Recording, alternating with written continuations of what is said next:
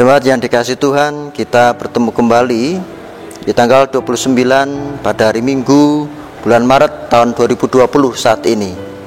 Kita akan merenungkan firman Tuhan. Namun sebelumnya mari bersama kita bersekutu, bersama-sama kita berdoa. Mari kita berdoa. Tuhan yang makasih dan setia, kami bersyukur minggu-minggu ini Engkau hadir bersama dengan kami. Bahkan di tengah-tengah wabah corona, Tuhan masih memberikan kesempatan bagi kami untuk beribadah keluarga. Kami akan mendengarkan firman-Mu, ya Tuhan. Bersabdalah agar kami dimampukan untuk hidup di dalam kasih Tuhan. Di dalam Kristus kami berdoa dan bersyukur. Amin. Bapak, Ibu, Saudara yang terkasih yang ada di rumah, bacaan Injil kita pada minggu ini diambilkan dari Yohanes pasal 11 ayat 1 sampai dengan 44. Namun pada kesempatan ini saya akan membacakan ayat yang ketiga sampai dengan yang ke-8 saja. Bapak, Ibu, Saudara bisa membacanya komplit nanti setelah perenungan kita lakukan bersama-sama. Yohanes 11 ayat 3 sampai dengan ayat yang ke-8. Dan Lazarus yang sakit itu adalah saudaranya. Kedua perempuan itu mengirim kabar kepada Yesus, "Tuhan, dia yang Engkau kasihi sakit." Ketika Yesus mendengar kabar itu, ia berkata, "Penyakit itu tidak akan membawa kematian, tetapi akan menyatakan kemuliaan Allah. Sebab oleh penyakit itu anak Allah akan dimuliakan." Yesus memang mengasihi Marta dan kakaknya dan Lazarus. Namun setelah didengarnya bahwa Lazarus sakit, ia sengaja tinggal 2 hari lagi di tempat di mana ia berada.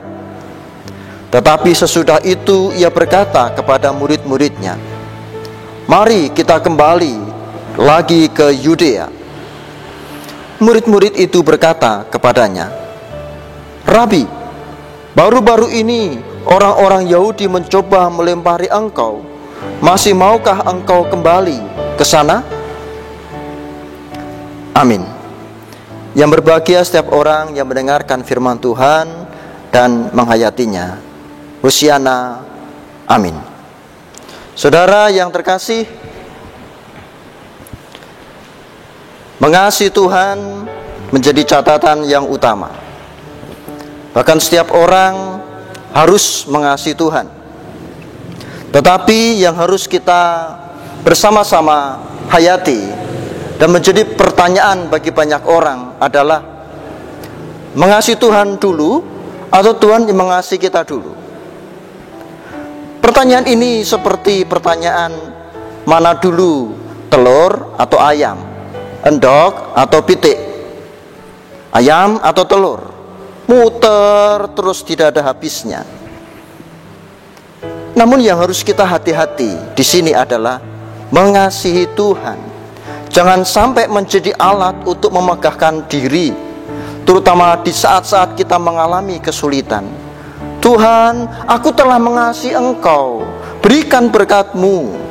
"Tuhan, aku sakit, aku mengasihi Engkau loh, mana kesembuhan dari-Mu?" "Tuhan, saudaraku banyak terkena corona, aku mengasihi Engkau, kami sekeluarga mengasihi Engkau, mana kesembuhan dari-Mu? Kok vaksinnya nggak sampai ke Indonesia? Kok belum ketemu juga?" Akhirnya mengasihi Tuhan bukan langkah yang bijaksana yang lahir dari relung hati yang paling dalam, direfleksikan demikian, hidup menjadi berharga karena Tuhan yang hadir, sehingga kita layak mengasihi. Mengasihi Tuhan menjadi alat untuk menyombongkan diri, bahkan mencoba membeli Tuhan.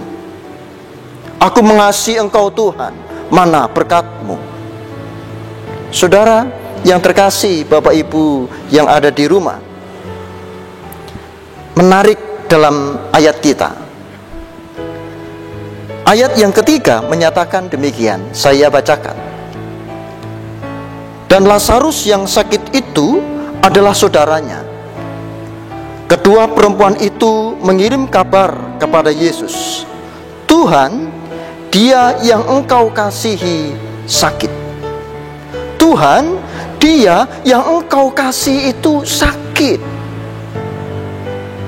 Berbeda dengan doa-doa kebanyakan orang yang mengatakan, Tuhan, aku sakit dan aku mengasihi engkau, sembuhkan aku. Marta, Maria meminta kepada Yesus untuk kesembuhan Lazarus adiknya, dan dia berkata, Tuhan, dia yang engkau kasihi sakit.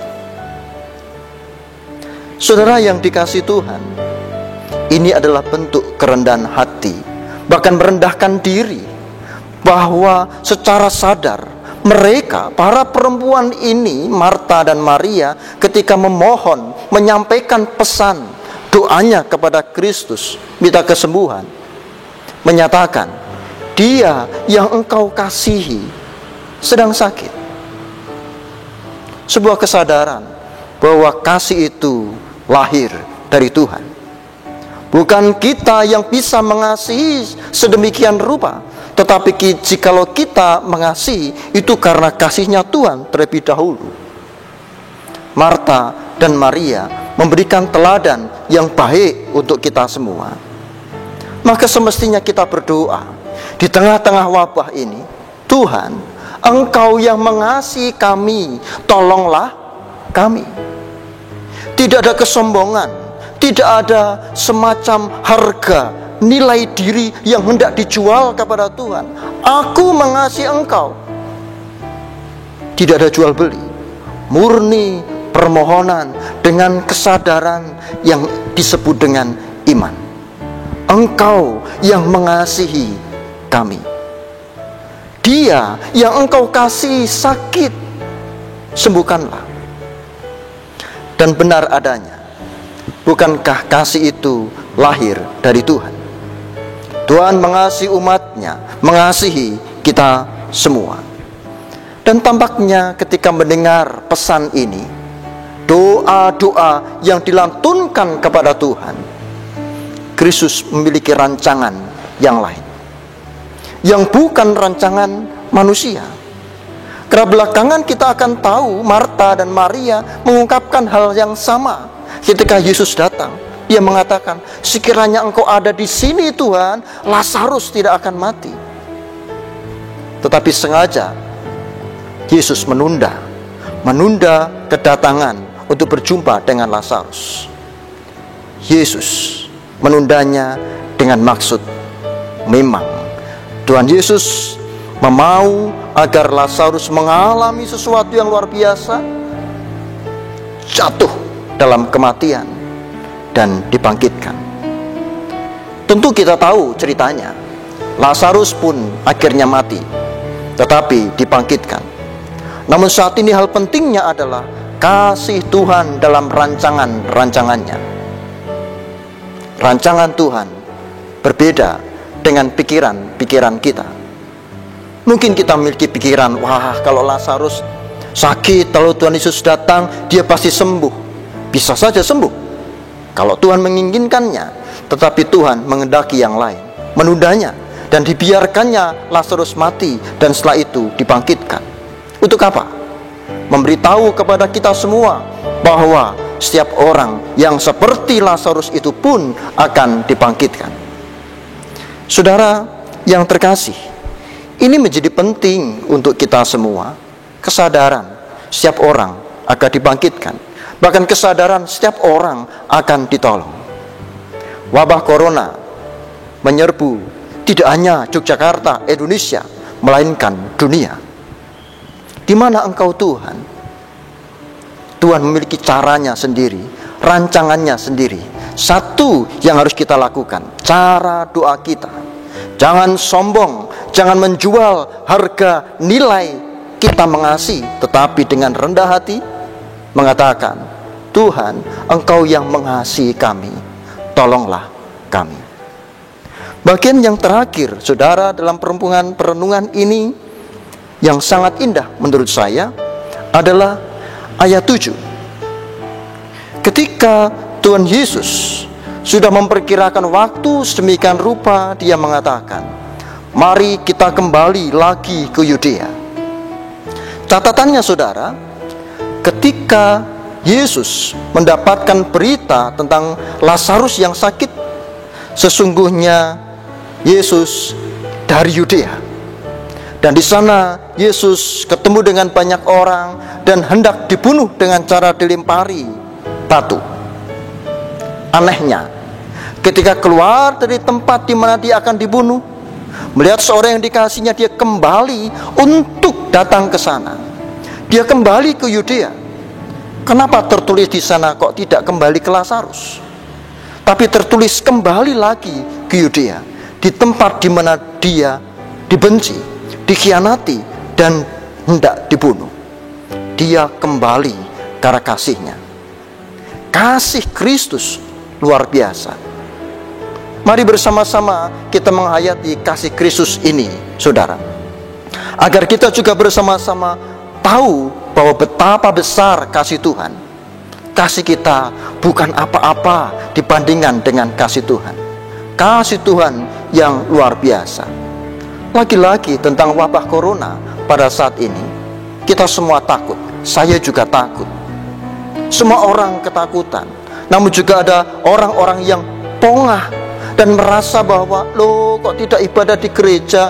Kan gereja itu tempat ibadah. Betul. Tapi kita harus tahu, gereja diambil dari kata Yunani, yaitu eklesia. Artinya apa? Dipanggil keluar. Gereja adalah orang-orang yang dipanggil keluar. Dipanggil keluar untuk apa? Melakukan kasih. Dari gelap menuju kepada terang. Lucunya adalah banyak orang justru maunya masuk ke dalam gereja. Itu baik, tapi yang memprihatinkan adalah mereka tidak bersedia diutus keluar dari gereja. Maunya mengumpulkan banyak orang sebanyak mungkin, KKR, ibadah-ibadah tertentu, ibadah padang atau yang lainnya, kumpul bareng banyak. Tapi diutus keluar untuk membantu orang-orang tidak banyak. Mengapa? Karena mereka tidak tahu, tidak merasakan kasih Tuhan. Mereka hanya tahu, aku mengasihi Tuhan. Cukup itu? Tidak. Yang harus kita lakukan sekarang adalah hayati kasih Tuhan. Karena cara berpikirnya di dalam iman, ketika Tuhan mengasihi saya harus mengasihi semua orang. Ketika Tuhan mengasihi saya harus mengasihi semua orang. Dan sekarang berdoalah dengan cara yang berbeda. Kirimkan pesan kepada Kristus dengan cara seperti Marta dan Maria. Tuhan, Engkau yang mengasihi kami, tolonglah kami dari wabah corona ini. Tuhan, Engkau yang mengasihi kami, tolonglah kami dari semua persoalan kami. Saat itu Tuhan akan hadir bersama-sama dengan kita. Tuhan akan kembali kepada kita meskipun kita pernah mengkhianatinya. Amin. Mari bersama kita berdoa. Yang Maha Kudus dan setia, kami bersyukur penyertaan-Mu bersama dengan kami. Terlebih lagi firman-Mu sungguh nyata, dan kiranya firman ini tak hanya kami dengar, namun kami resapkan dalam hati kami. Kami berdoa di dalam nama kudus Kristus Sang Penebus. Amin. Jemaat yang terkasih yang ada di rumah, tetaplah jaga kesehatan dan juga jaga jarak dengan orang lain. Tetaplah di rumah dan ingat, kita akan ketemu lagi dalam ibadah keluarga minggu depan. Tuhan memberkati.